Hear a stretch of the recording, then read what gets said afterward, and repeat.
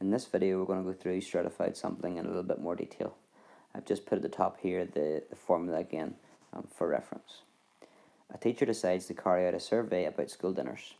She's going to ask students in Year 4, Year 5 and Year 6. The numbers in the school are shown. So in Year 4 there are 100 pupils, in Year 5 120 and in Year 6 135. A stratified sample is taken. 40 Year 4 students are selected.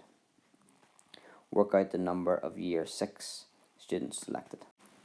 I'll solve this using the formula afterwards, but I'm just going to show you it using your intuition, what do you call it.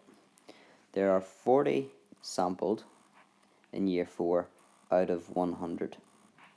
And that tells you that 40% have been sampled, or 4/10 or 2/5.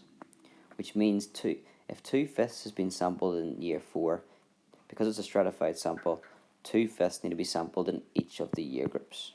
Okay, so for Year 6, to work out the number in that group that will be sampled is 135, because there's 135 in the group, and you multiply that by 2/5, because that's the fraction you are sampling of the population, and that gives you 54.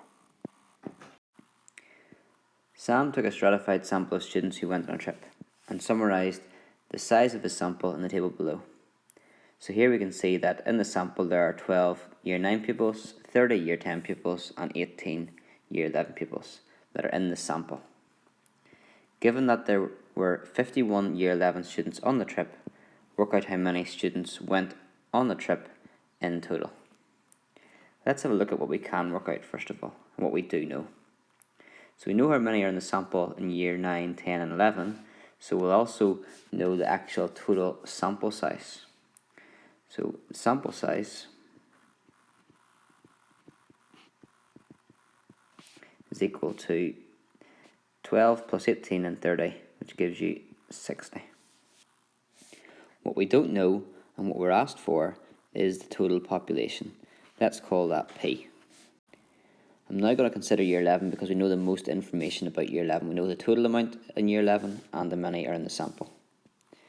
Now in the sample, we've got 18 out of 60, which is 3/10. So 3/10 of the sample is Year 11. But that ratio, or fraction, or proportion, should be the same in the population as it is in the sample. So if 3/10 is in the sample, 3/10 will be in the population. So that means we can say that 3/10 must be equal to the 51 out of the whole population. Those fractions should be the same. So what we need to do now then is solve that equation.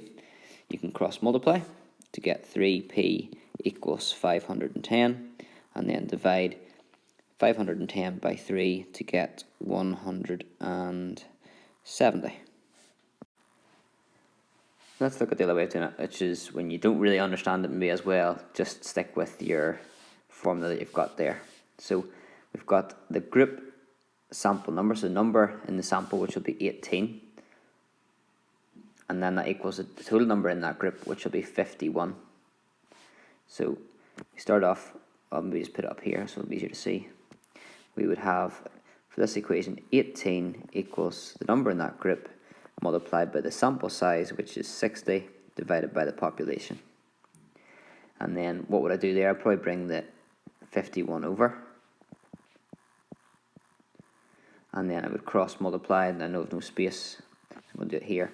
18p equals 51 times 60, which is 3060, and when you divide that by 18, you also get 170. So up to you how you want to do it, but think about it, the proportions, the fractions in the sample should always equal the fraction in the full population, and as well you've got this formula which you can put all the values in and then rearrange to solve.